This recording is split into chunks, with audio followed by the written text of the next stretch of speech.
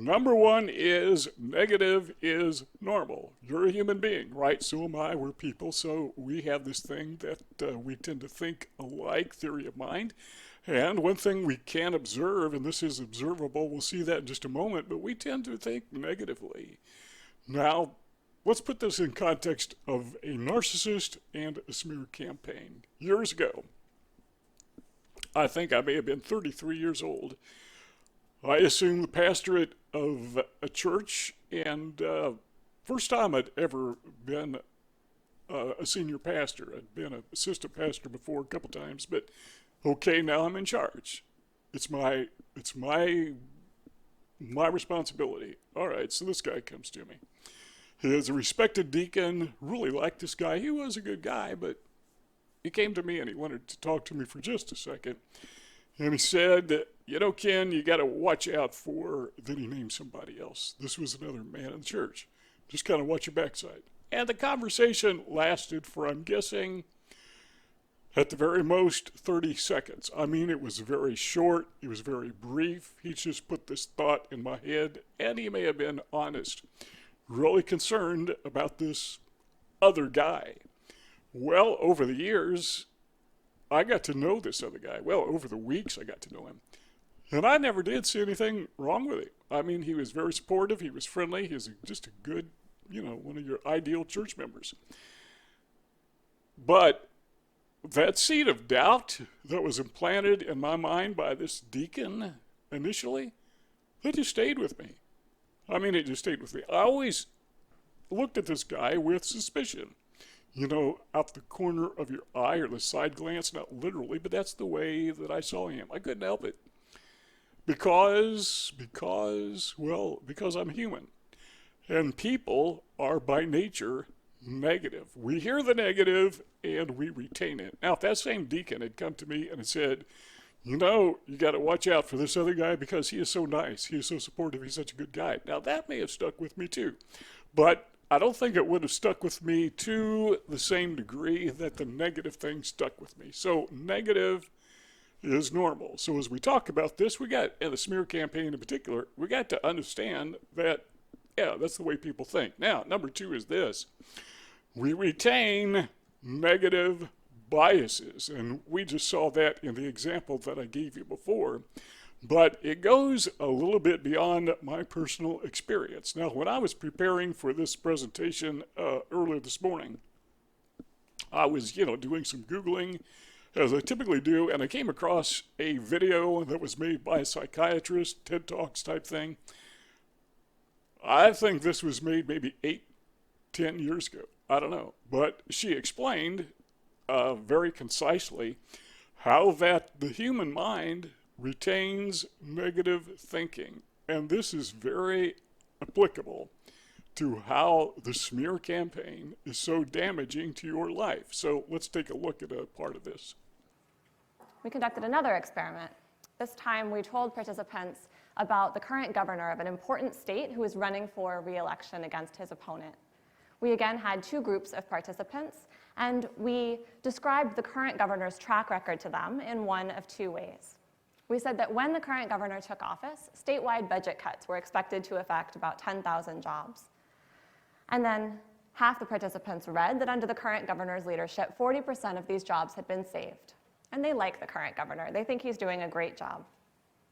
The rest of the participants read that under the current governor's leadership, 60% of these jobs had been lost.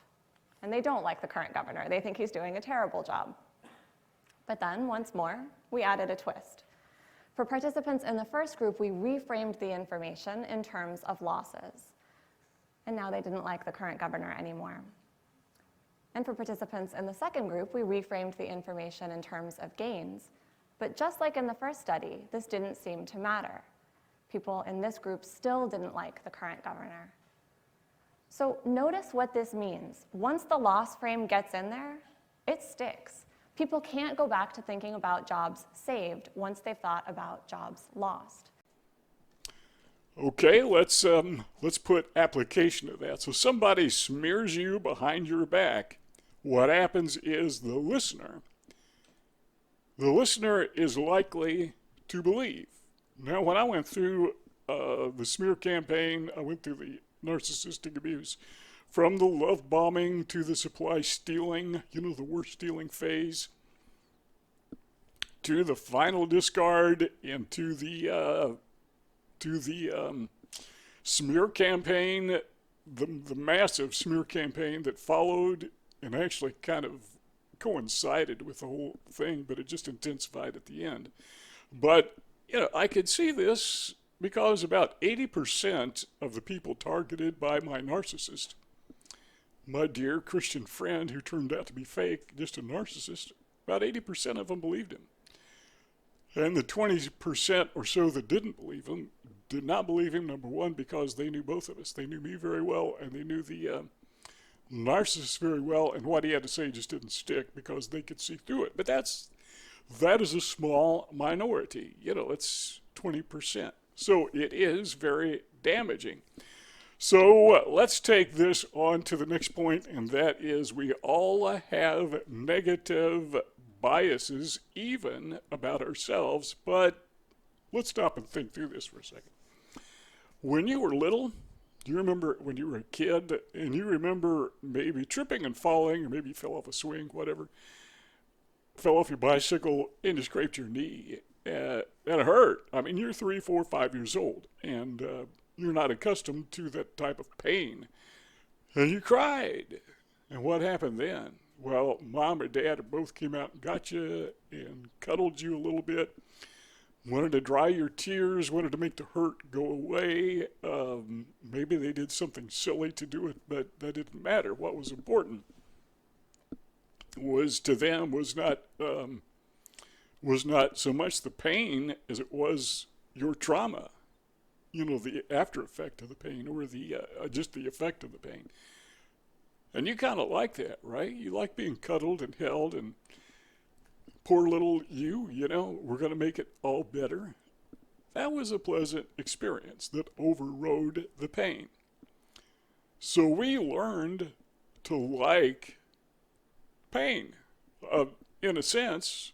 Now, again, when I was a pastor, one thing I learned, and I'm nearly 70 years old, so my life has been a life laboratory where I've learned things, and I'm just sharing with you some of the things that I've learned so you can apply them to your life as well. But one of the things I've learned during my tenure as a pastor is that people love to have their feelings hurt. They love to be offended.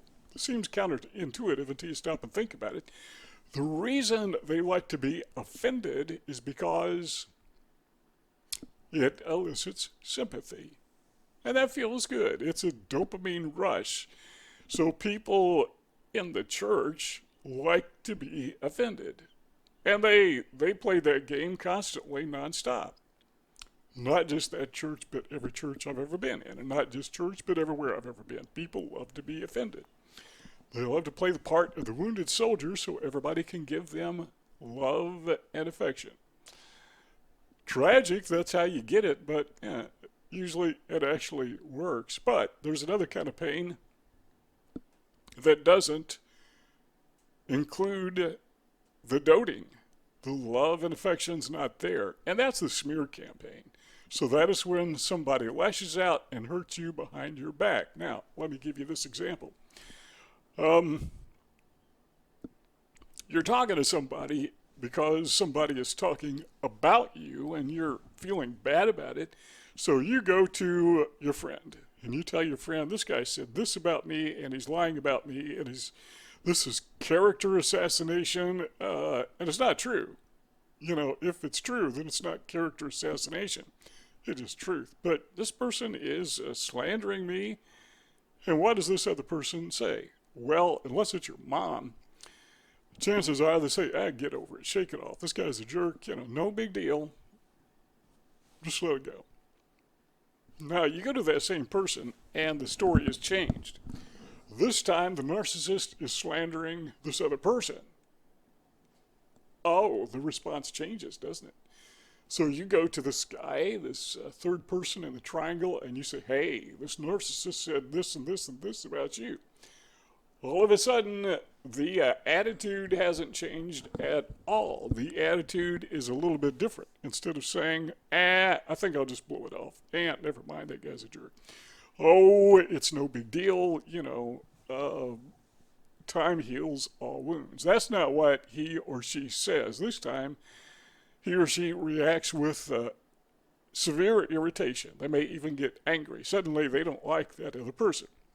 What's the difference? Well, the difference is because we don't like to be hurt if there is no empathy or sympathy.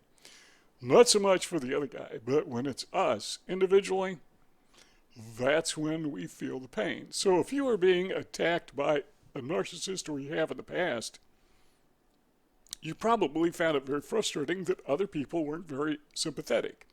Mom wasn't there to make everything good, to make it better.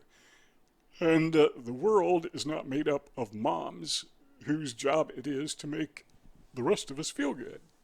I mean, there are empaths out there, and they do a little bit of that, but by and large, they reserve their empathy for themselves. That's just the way the world works. So what we're discovering here is we have this negative bias, and we reject rejection the best we can.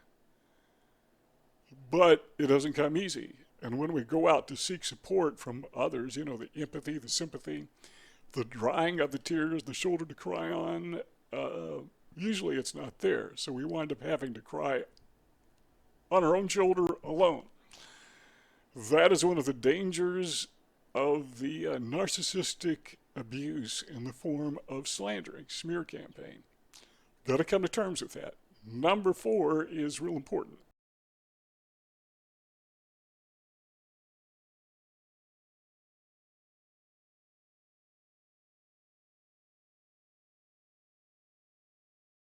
That is, we need to focus on reality. Just focus on it. Okay, I got a question for you. I want you to think long and hard about this because this is an important question. The question is, planet Earth, is it round or is it flat? The answer is, it is what it is. That's the correct answer. Now, I know there's some people out there who actually are convinced the world is flat. Doesn't matter what they believe, it is what it is. Now, I personally believe, and I think all sane people believe, that the earth is round. Doesn't matter what we believe, it just is what it is. Maybe it is flat. We've just been misled. I've never been in a spaceship. I've never been on a Challenger. What do they call those things? Never been on one of them. Never looked out the window and saw the round earth, which I guess is an illusion anyhow if you listen to the flat earthers. I've never seen it. So it's kind of a based on faith perception. I've read about it. I've seen photographs. I've seen videos. I'm convinced the earth is round. That doesn't make it round. It is what it is.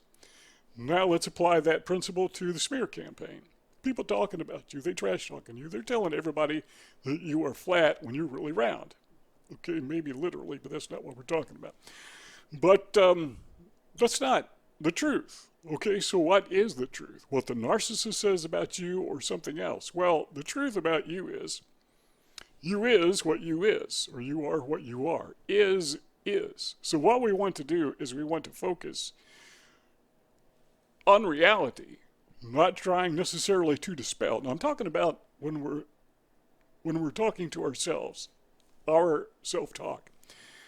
What we don't want to do is focus on dispelling the lies of the narcissist, because he or she has a lot of them. They are just experts at embellishing the truth and leaving out details. They distort the truth. And they're really good at it, kind of like the flat earthers. They got a knack for doing that. And they've got a following. The difference is between them and the flat earthers is about 80%. My experience. I'm 70 years old, pushing 70 years old. I've learned a thing or two, just sharing this with you. But about 80% of the people who are approached by the narcissist during the smear campaign believe them. About 20% know the narcissist, know me, they know better. That is amazing how easily people are convinced by lies. And if you take a liar, a narcissist, a pathological liar who is really, really gifted at distorting the truth and making himself or herself look good. This is not surprising at all. So what we do is we need to focus what is real. How do you do that? Well, there's a couple things you could do. Number one, what I did is journal. I mean, I spent hours. That may have been too much, but I went back from the very day of contact, the love bombing, the grooming, and I just wrote out what happened. You know, the first time the guy took advantage of me, kind of small little thing, small loan, didn't pay it back. Next time the guy took advantage of me, and I went through and I enumerated all of those experiences. I was just getting focused. I wanted to focus on reality. I wrote it out, you know, through the smear campaign, the very end, and all the things that I discovered, and I even wrote out the benefits. And there are benefits of a smear campaign. For example, you find out who your friends are. You also find out who your friends are not. That is good information because it protects you against further exposure to narcissistic abuse. So what we need to do is we need to focus on not a flat earth or round earth. We need to focus on is just is what it is, and was just what is, was what was, whatever.